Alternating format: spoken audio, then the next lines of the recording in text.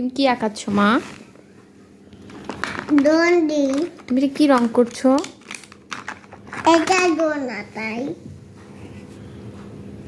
এটা আনারস তাই না? পাইনঅ্যাপল।